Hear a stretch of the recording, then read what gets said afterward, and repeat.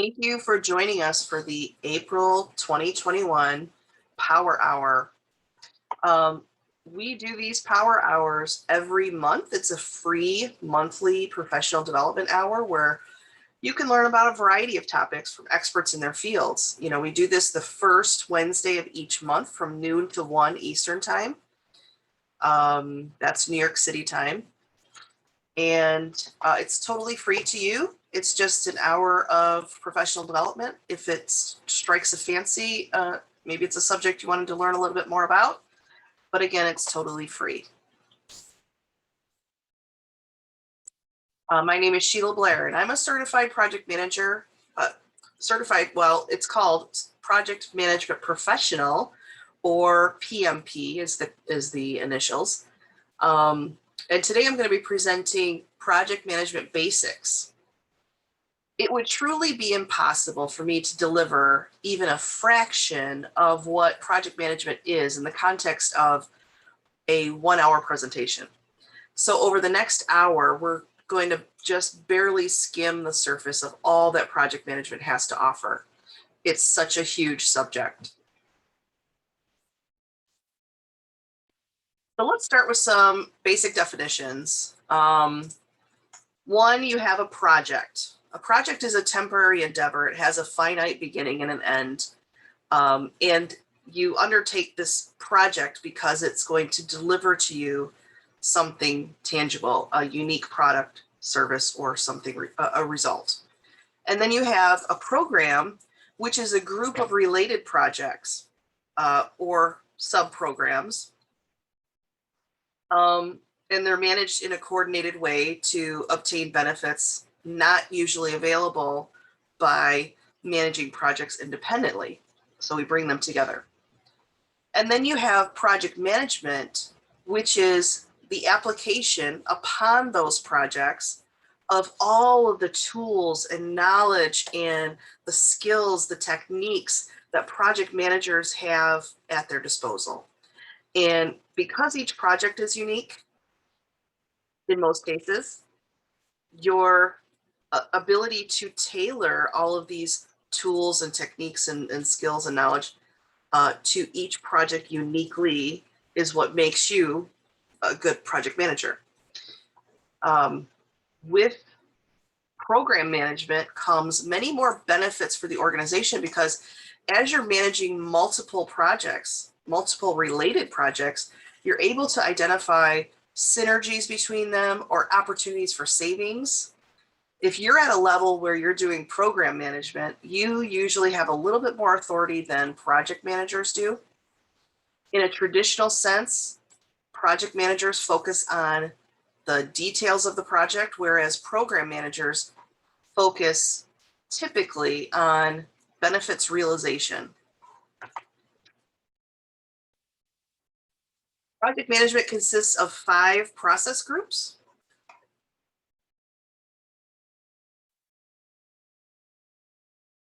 Oh, so sorry. Thank you for letting me know that. Project management consists of 5 process groups. They are the initiating process, which are those that are done to start off a project. The planning processes are those that we go through to pre-plan all the components of the project from beginning to end. Executing processes are those that are done while physically working on the project. So while the physical work is being done or the action of the project is being done. Monitoring and controlling processes are those where we are checking to make sure that our execution is being done according to what we had planned to do, and fixing things if they're not going according to plan. And lastly, you have closing processes, which are those at the end of a project that help you finish that project off.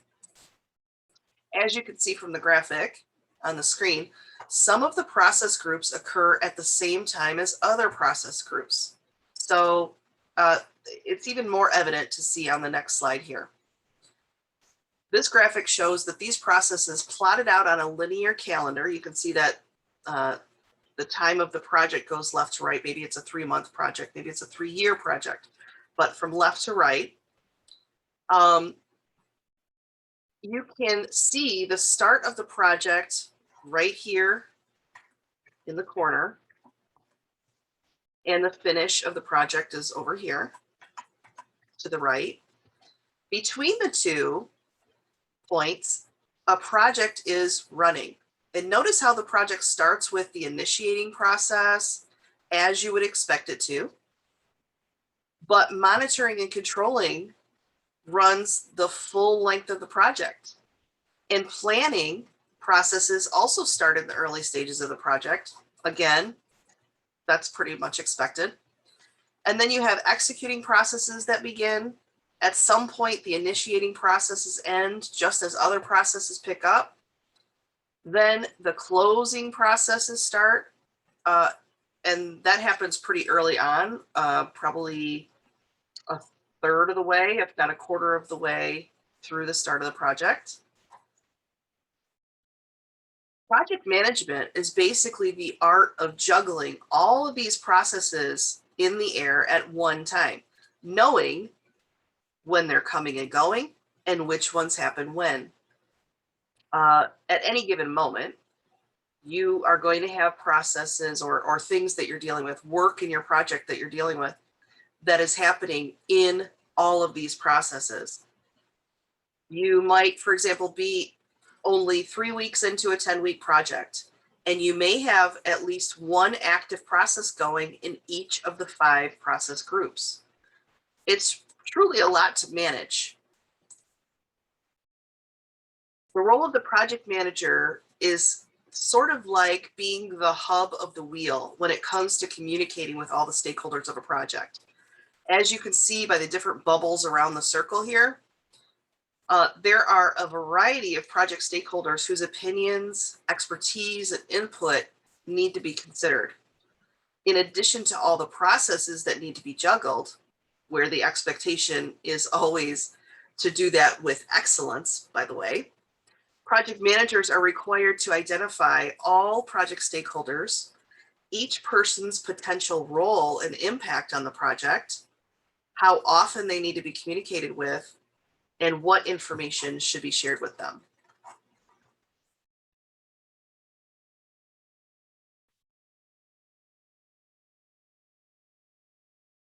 There are also 10 knowledge areas.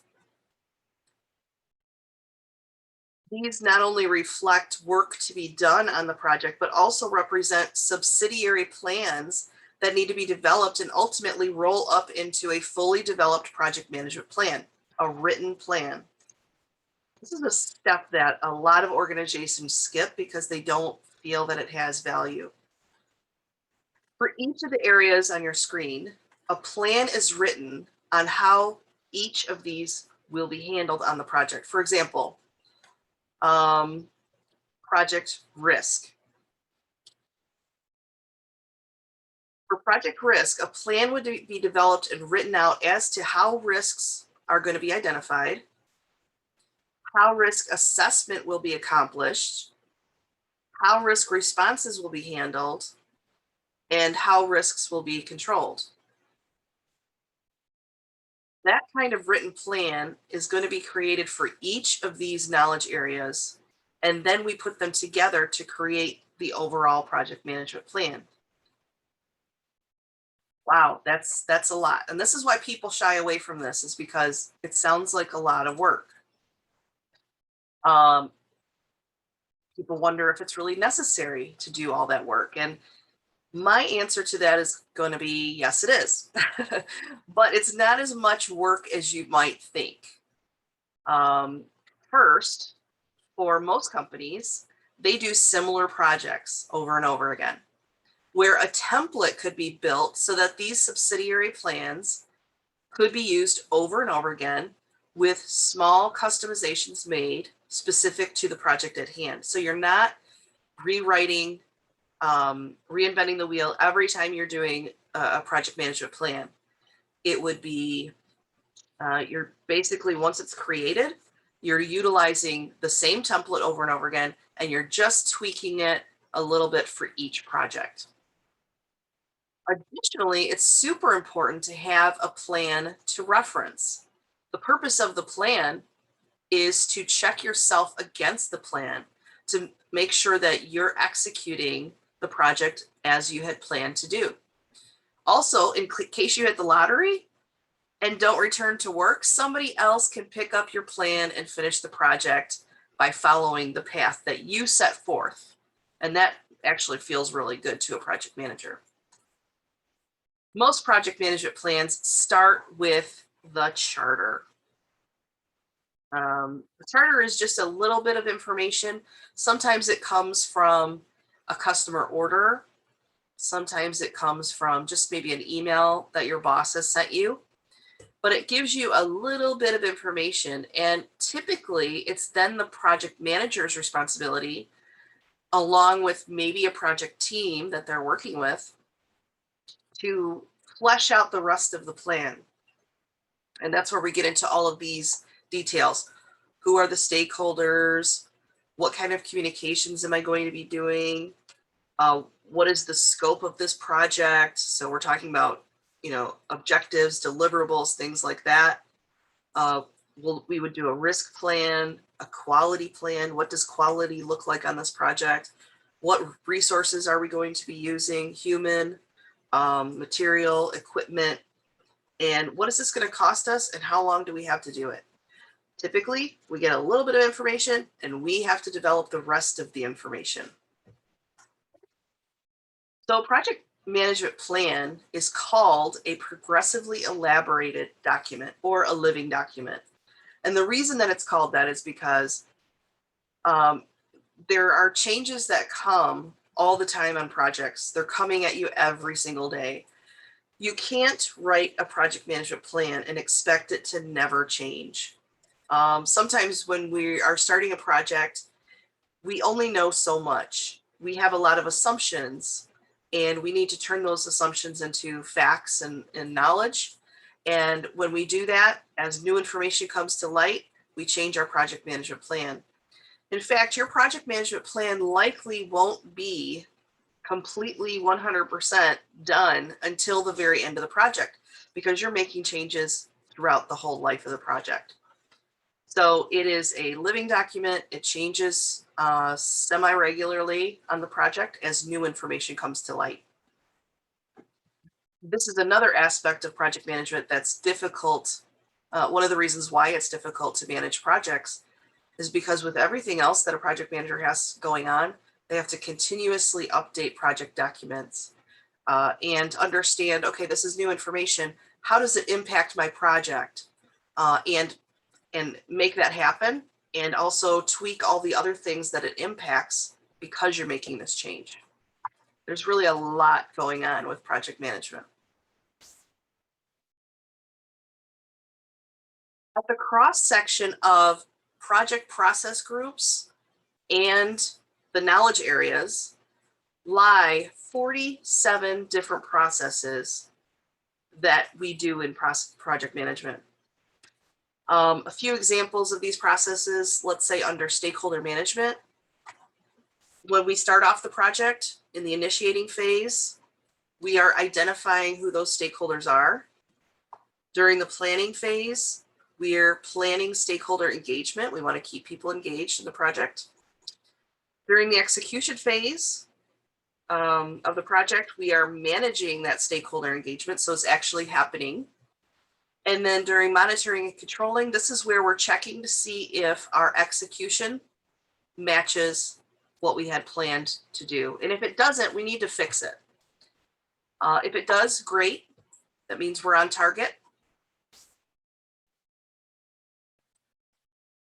To make it easier on their brains, some people like to think of process groups as project phases. And it's okay to think like that as long as you understand that at any given moment, different parts of your project might be in different phases simultaneously. Again, looking at this stakeholder knowledge area, it's not in one phase. It's in multiple phases of the project or process groups, depending on how you want to look at it. So just understanding that all of these processes, which I didn't list all of them here, but there's 47 of them. All of them could be happening, at different times in the project. So it's just important to be aware of that. In addition, because projects are so unique, you might look at these processes, and this is part of tailoring. This is your job as a project manager, is to tailor all the tools you have at your disposal to each project. There are processes you may not do for a particular project just because, you know, this project doesn't require it.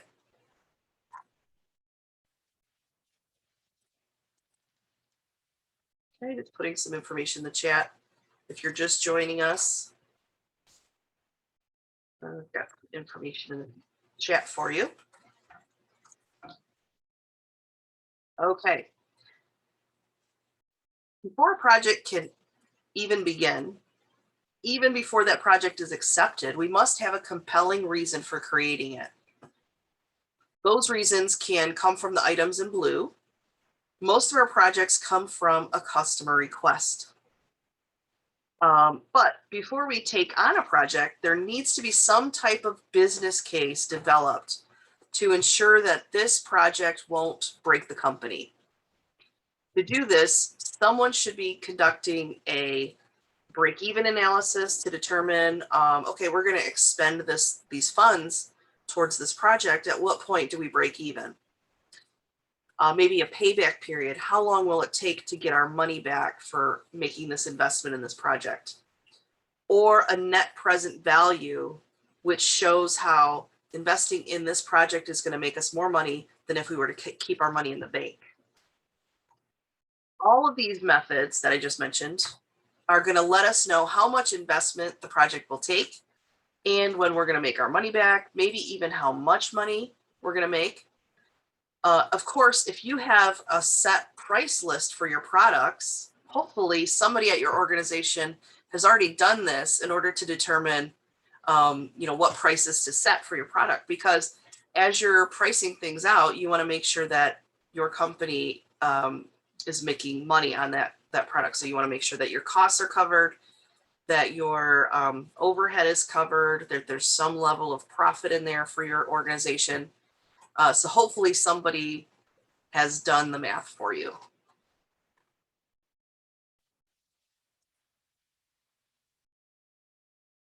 So who's going to help you on your project? A lot of people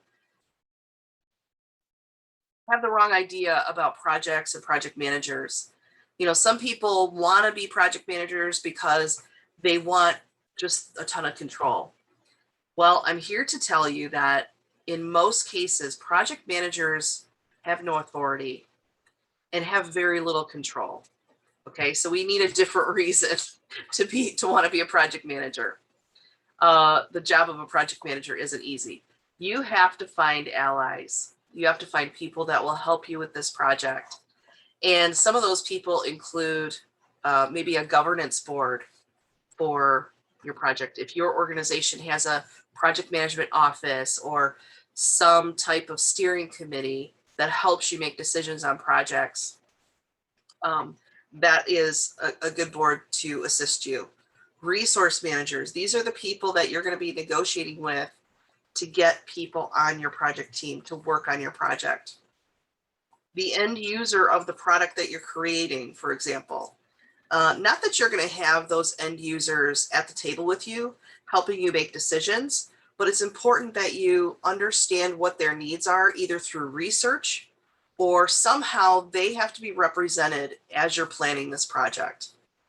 You also might have a project sponsor. This is usually somebody of authority at the organization, maybe a high-level manager who is putting his stamp of approval, his or her stamp of approval on this project, saying, yes, I support it. And that means you as a project manager, you now have the authority to go, execute this project. You also have subject matter experts that are going to help you make, decisions about this project and what direction to go. And then the people that you're going to work the closest with are going to be your project team. And these are the folks that will be sitting in meetings with you, will be making decisions with you.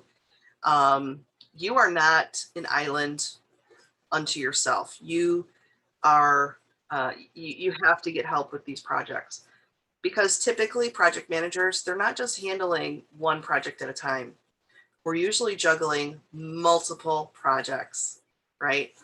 Um, let's take a quick poll of our attendees today just to ask how many of you have the title, the job title of project manager. If you do, just give me a yes in the chat box.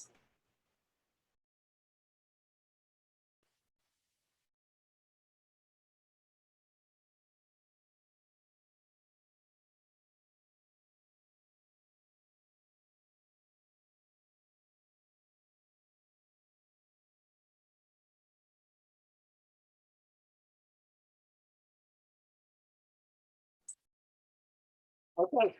What I'm hearing is um, some people have it. Some people are called project manager. Many people are not. However, those people who are not are probably doing some level of project management, despite the fact that they don't have a project manager title. You're doing some level of project management. And again, we think of project management kind of as a solo gig. Like, yeah, I'm managing this project. I am in charge. They don't always think of the fact that as project managers, you should have a team of people working with you. In fact, one of the things I always say in my project management classes is, as a project manager, your area of expertise is project management. It's not necessarily engineering. It's not necessarily, other areas where you might have a lot of knowledge. But when you're in that project management role, people expect you to have the expertise of a project manager. And that means knowing who to ask, going to the subject matter experts. You are not the subject matter expert except in project management in that role. In addition to people helping you, you have lots of tools that can help you as well. And this is what we call PMIS, Project Management Information Systems. Basically, it includes any type of software that you're using for your project documentation. So we've got on here, Microsoft Project, we've got Word because maybe you're creating reports or letters. We've got Excel on here, which is maybe you're doing some data charts. There's lots that aren't on here, such as emails. That's all part of communication. Maybe you're doing Gantt charting. There's such a variety. Oh, you're sharing your files maybe through SharePoint. That would be part of this.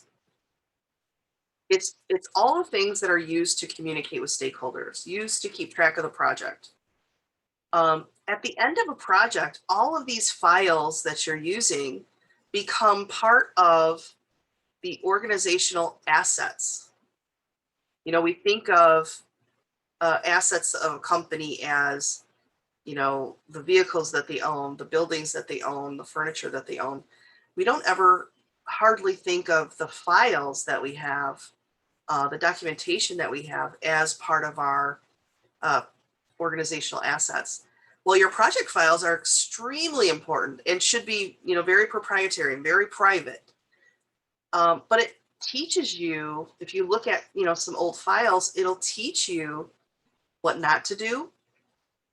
It allows you to look at somebody else's project and see where, when you're planning your project, you're going to do things a little bit differently. You're going to do things a little bit better. Truly, these files are assets, but rarely are these files treated as assets. They're discarded, or maybe they're not even fully, the files aren't taken seriously. People aren't making sure that everything related to that project is put into that file and archived when the project is over so that people can look at that.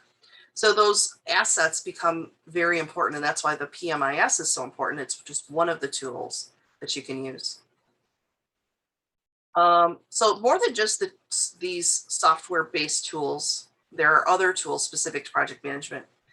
In the study of project management, which dates back to the building of the pyramids, there are many contributors. These are experts who have helped advance the field of project management by giving us formulas and theories and tools and techniques. And all of these things are at the disposal of the project manager, as long as they are aware of them, which you get that awareness by taking, training and maybe getting your PMP if that's something you're interested in, becoming a certified project manager. These are at the disposal of you as a project manager as well. Let's see. But you have to be competent in applying them uniquely to each project. And that's where, practice comes in, plus taking training always helps.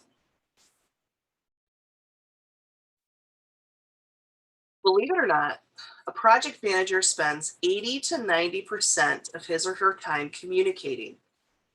This could come in the form of leading a meeting, sending an email, checking on the status of a project task, writing and sending a report, and so on. The project manager must gather lots of information throughout the life of the project in order to ensure that the project is on track. Methods for obtaining that information are listed on this slide, just as some examples. And information also would be used to make decisions on how to plan and direct the project as well. 80 to 90% of our time is spent communicating. That's really interesting. A lot of the information collected allows the project manager to develop a project schedule, like a Gantt chart, which is what you see here on your screen. It contains a list of tasks. Here they are here on the left-hand side. And these tasks have to be completed from the project start to finish. These tasks have been put in order of how they need to be completed. That's what a Gantt chart starts off with, is that list of tasks in order of how they need to be completed. And you can see that the Gantt chart shows up like almost like a set of stairs. It's usually going from left to right and from top to bottom. And that will tell you, for example, this particular task. This is task third level, task A. It appears to take 2.5 weeks, according to the length of this particular bar. So we have not only the list of tasks, we have them in order, and then we also have the duration of those tasks. So once the project manager has a sequenced list of tasks, we need to further define those tasks, like identifying how long each task should take, what materials or equipment are required for each task, what skill set is required for the person that is going to be performing that task. And there's actually some other definitions of the task as well that you'd want to know. And once you're able to plot out the project schedule in a linear calendar like this one, only then should we start assigning people to these tasks. And we can also order material to be delivered just prior to the task, so that you don't have material sitting around your warehouse. Once we've added our human and material resources to this Gantt chart, and we do that by just literally, you can add their name right after the task, the person's name or the equipment that's being used. Once we've added our human and material resources to the Gantt chart, we can then calculate cost, because at that point, we know how much the materials cost because you've ordered the materials, you know what the price is, or maybe you've negotiated a contract with a subcontractor. We can find out how much the labor is by talking to our HR department. Usually they can provide us with a labor cost that includes the average pay for a particular department, or even in general for the whole organization. That would also include benefits and overhead. So it has to cover that. So we're able to say that, a certain person that's assigned to a task is paid so much time or paid so much money per hour, and plus the materials, and we know how much that task is going to cost. All right, and having that information, I'm going to switch gears. I'm going to pull up a whiteboard for you.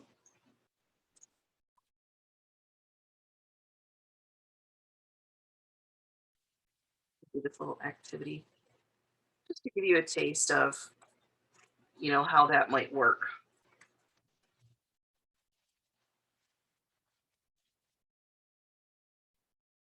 Okay.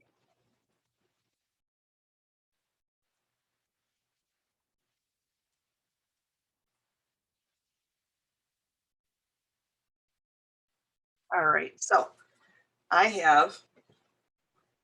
going to do a little Gantt chart activity.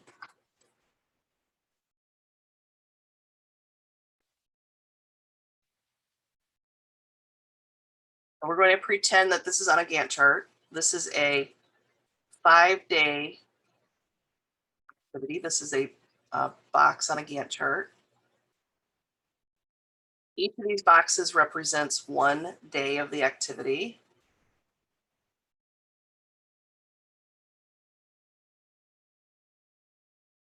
Okay, so this is day 1, 2, 3, 4, and 5.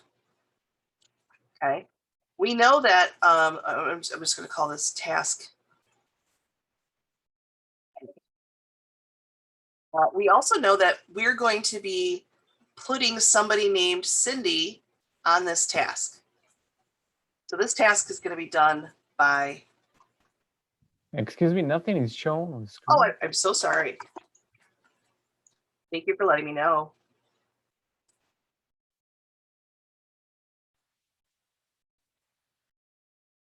Okay, can you guys see that now?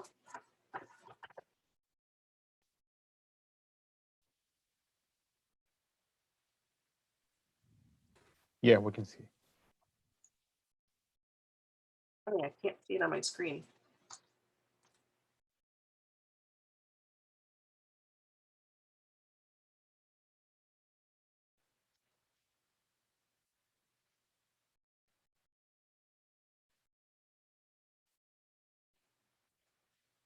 I have lost my whiteboard.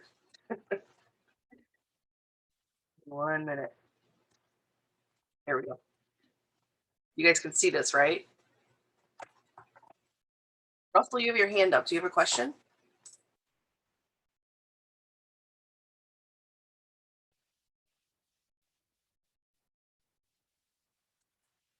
Okay. All right, so we have 5 days of a task. This particular task lasts 5 days. Okay. We know, I do have to pull up my thing here so I can read this. Here we go. We know that with benefits and overhead, that Cindy makes $37 an hour.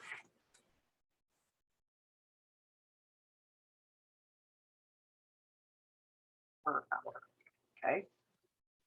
And also the materials are going to be, for this one task, the materials are a total of $250 for the entire task. Now I can take the material amount and I could divide that by 5, which is $50 per day.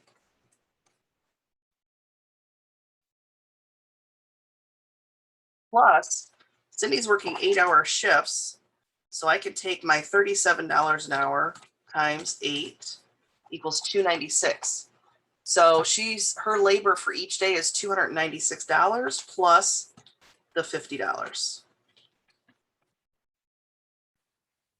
equals $346.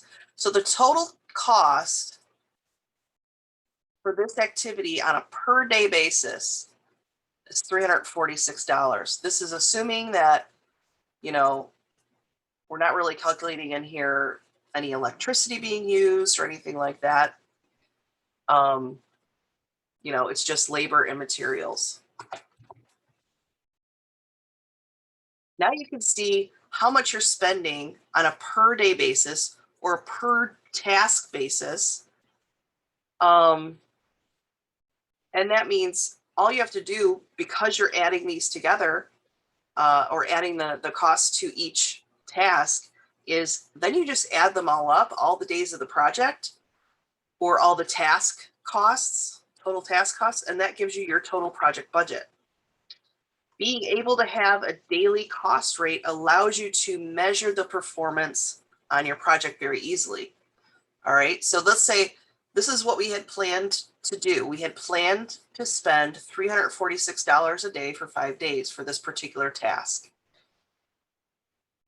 So that is called planned value. What happens if we actually spend more than that? Maybe the costs that we had planned don't really align with the actual expenditures. That's called actual cost. And then you have a factor called earned value, which says how much of the work has actually occurred. This is after, we're starting to actually do the work. How much of the work has actually been done at the planned rate? That's called earned value. Once I have these 3 pieces of information, which I cannot get unless I have costs associated with tasks. Once I have these 3 pieces of information, then I could do a ton about doing project performance.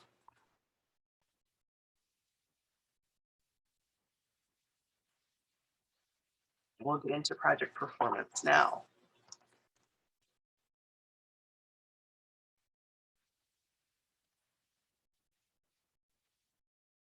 Getting back to my slides.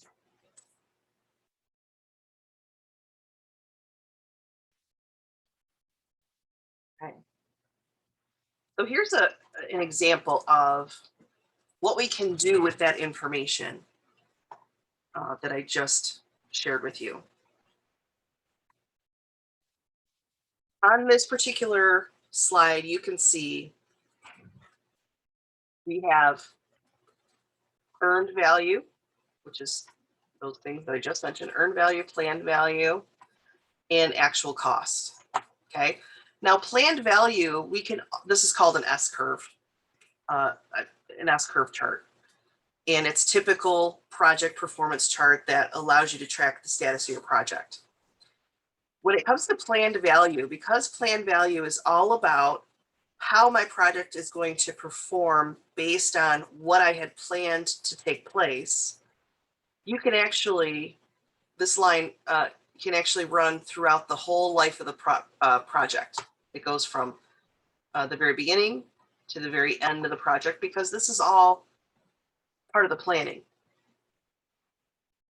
But when we take a measurement of our project, we can see that, well, this is what I had planned to spend, but my actual costs, as you can see, are higher than my planned value. So I've got a cost differential here. In addition to that, this is the actual work being done. This earned value is the actual work being done on the project, and the value of each day's work. What you see is it is below what we had planned to do. So just by looking at this chart, I can see that my project is behind schedule, because this is the level of work I should have done, but this is the level of work I actually have done. So I know I'm behind schedule. There's a schedule variance here. And I also know that I'm over budget, because this line is higher than my planned value. And if I think about the fact that each day has a value to it because of the amount of work being done, the amount of labor dollars being spent, I can tell that there's a huge cost variance here, because now I have to try to make up all this work, but I'm already over budget. So what would have been better, and remember, this is the current time that I'm taking the temperature of my project here when I'm 75% of the way through. What would have been much better is to take the temperature of my project early on, like say around here, because then the gaps are a lot smaller and there's a lot more you can do. At this point in the project, I could tell you just by looking at this graph, there's probably not a lot you're going to be able to do to salvage this project. People don't pay attention to things like this that help you to manage your projects and ensure that you're delivering successful projects. And it's really unfortunate because these tools are available. These tools were developed by these, experts, by these geniuses to help you manage your project. Something that might be shocking to you is that 75% of all projects fail. They fail because they're not delivering on the scope and quality that they promised. They're delivering over budget, and they're delivering, behind schedule. So that equates to project failure. 75% of all projects fail. And part of it is, we don't spend a lot of time in planning. We try to get right to execution. And that puts us behind the 8 ball already. That is, you're setting yourself up for failure if you don't plan. And then we're also not utilizing the tools that are available to us, such as doing this earned value analysis. That's what this is called. Looking at these 3 factors and deciding what is the health of my project. Here's another chart. I'll just go over real quick. This is also an S-curve chart, although this is something that you would do in Excel. And in Excel, you get this straight line here. So this straight line represents all the things that I planned for my project. How much money I plan to spend. This is all the work effort across the bottom. This is a 12-month project, and I had planned to spend $1,000 a month. Now, just looking at this project, I can tell you we're taking the temperature of our project in month 9. I am not over budget because here's my budget. But when you look at how much money I've spent compared to how much work has been done, which is the gray line here, this is how much money I've spent, $7,500. Compared to the value of the work that's been completed, $4,000, I'm still behind budget by $3,500. Can I make this up in time to hit this target? I don't know. You can also tell other things from a chart like this, such as, notice how my cost increases dramatically here while the work effort stagnates. This is something where you might be able to tell that a lot of materials were purchased between month 5 and 6. Materials were purchased, but not a lot of work being done. So expenses were made, but the work effort did not grow. So these tools, these, S-curve, just as an example, is one of the great tools that we have at our disposal in learning about earned value. In fact, once you have these 3 components, once you know what planned value, earned value, and actual costs are, we can actually then predict the future of our project. Looking at this, I can actually say, okay, for me to actually finish the work on this project, how long is it going to take? I know that I'm supposed to have this done in 12 months, but really, how long is it going to take? There's formula that I can apply to this, mathematical formula, and it'll tell me how long this will actually take me. There's no guessing. You don't have to guess. You don't have to say, hey boss, the project's going okay. No, you can give them actual data that tells how the project is going and when you're going to finish. And by the way, how much over budget are you going to be? There's just some great tools. The reason why so many people across the globe are taking project management seriously these days is because of all the many, many benefits that it provides to us. When I first got my PMP certification, there were only 500,000 PMPs in the world.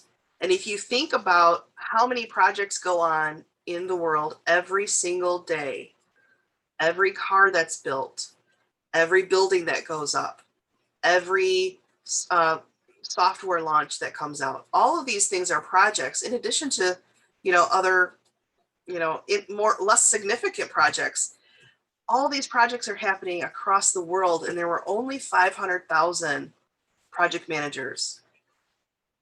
5 years later, there were 1 million. It had doubled in 5 years. When employers are publishing job postings for project managers, they're requesting more and more that those project managers be certified.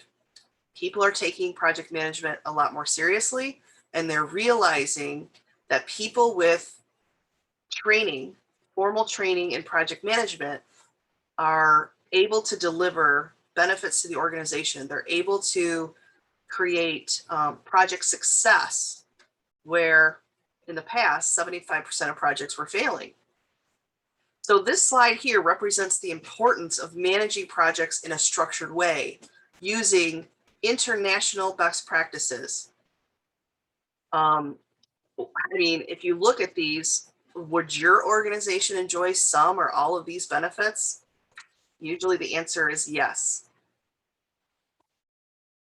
Expertise in project management, the kind that can deliver these benefits, isn't going to come from a 1-hour basics course, unfortunately. I wish that were the case. But that's why we offer so many other trainings and services.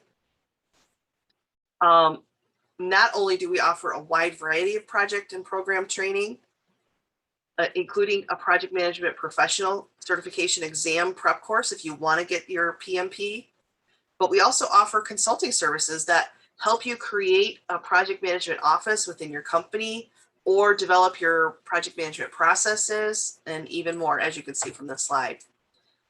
If you're interested in learning more through our additional training or want to learn more about our consulting services, you can either go through the person who told you about this training today, or you can email me directly. I will put my email in the chat box as well.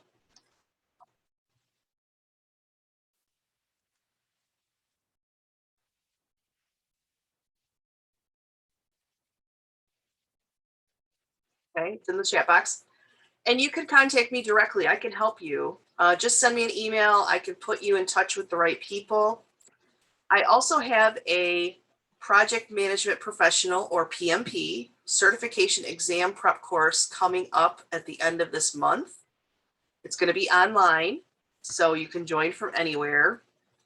There's still time to get in. So if you are interested, you can let me know by emailing me. And again, I just want to say that Power Hour is something we do on a monthly basis. It's a free professional development every first Wednesday of the month at noon Eastern time, New York City time, unless it falls on a holiday, in which case we skip that month. But we offer the opportunity to get a sneak peek into a variety of subjects that you might want to learn more about, or you might want to bring into your organization for a wider audience. These Power Hour sessions allow you to test drive a particular instructor and subject matter before you hire them to conduct a training at your organization. We also post these sessions on YouTube, so in case you missed one, you can always watch it there. I'm putting next month's Power Hour registration link in the chat box in case you want to register for that. I'm going to unshare so I can do that.